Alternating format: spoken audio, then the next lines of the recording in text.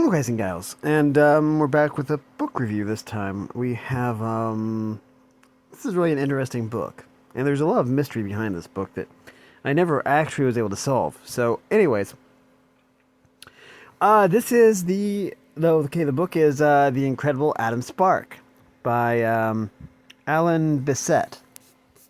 Now, this book, I acquired it under in an interesting way. So, anyways, we'll have to go over some history here to actually get to that point. So, anyways, there was a time when, there's a website I used to visit quite a bit, and it started out by being called Kino Pets, and then later they changed the name to Anatharia, I guess.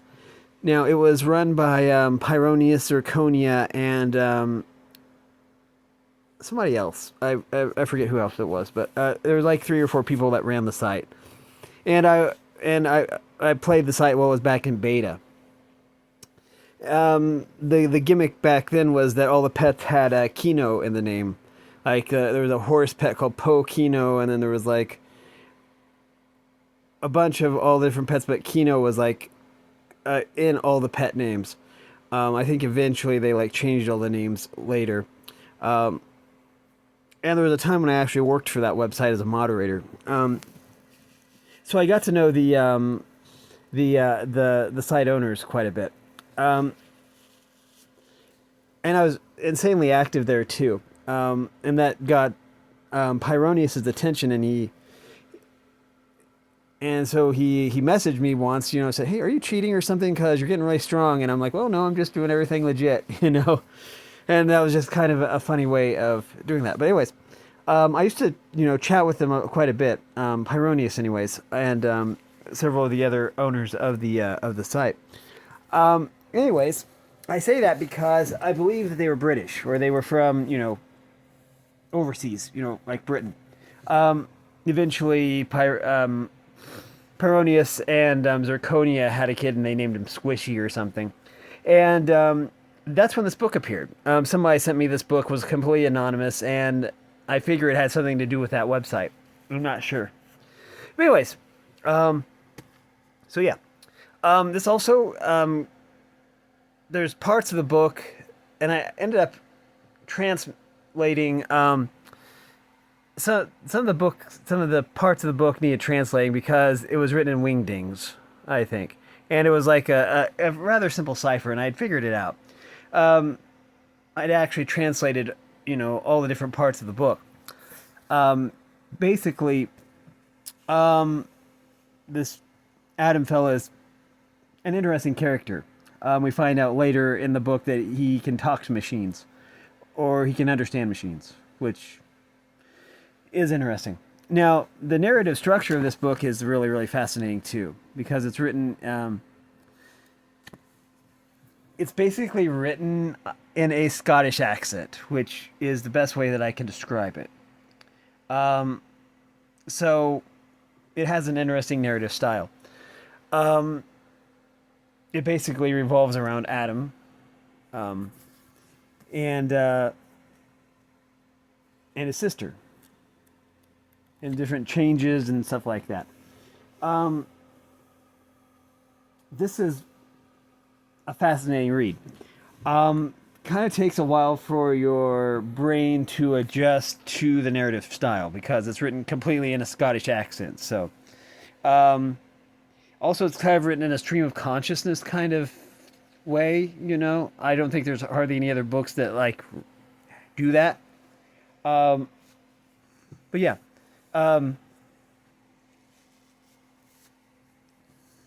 So yeah.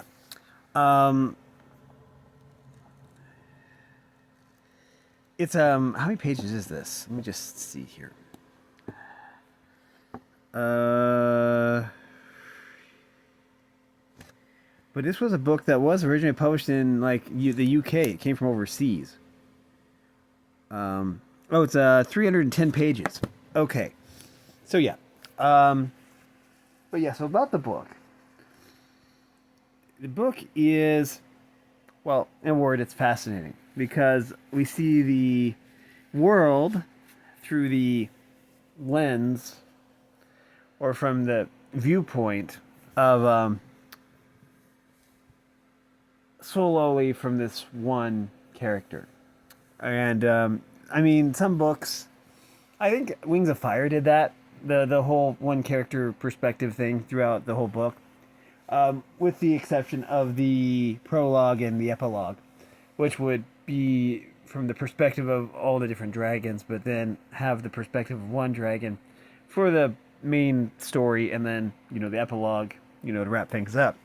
This basically just has the perspective of one character all the way through, which is fascinating. The narrative style is what really sets this book apart, I think. I could probably give an example here. Let's see, this is chapter 1, right?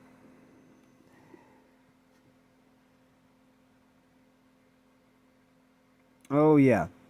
This is kind of an example of the... it should be fine to like read an excerpt from this for review purposes, I would say. But yeah.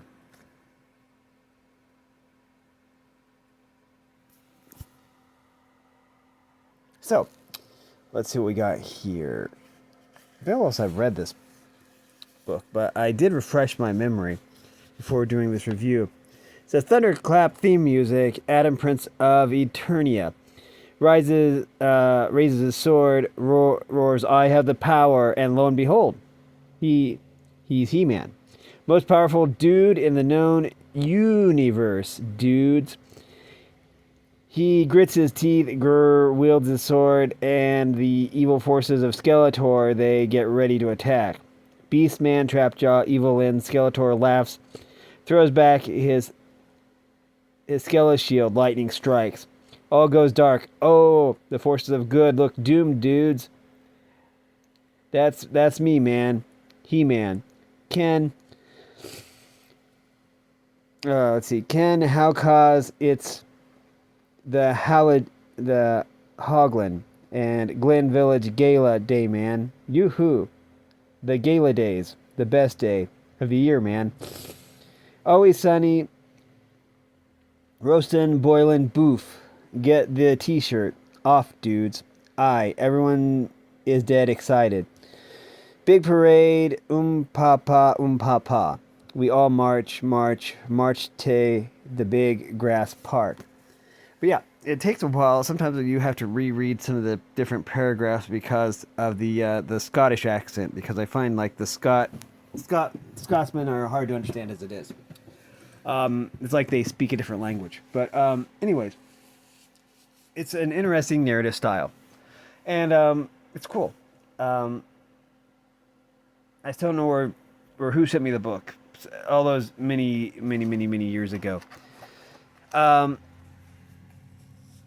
Because there was no return address or anything, because it was like sent from a publisher or something. So it's just an interesting book, and one that I would highly recommend you check out.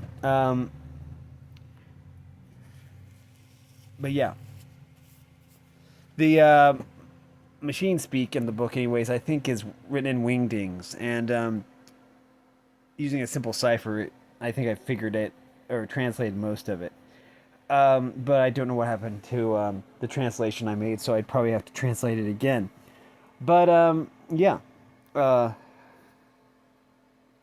amazing book, and one that I would highly recommend you check out. But then again, that's just my opinion. You can either take my opinion or leave it. Either way, it's fine. But yeah, thanks for watching, everyone. You are loved, and have a great day.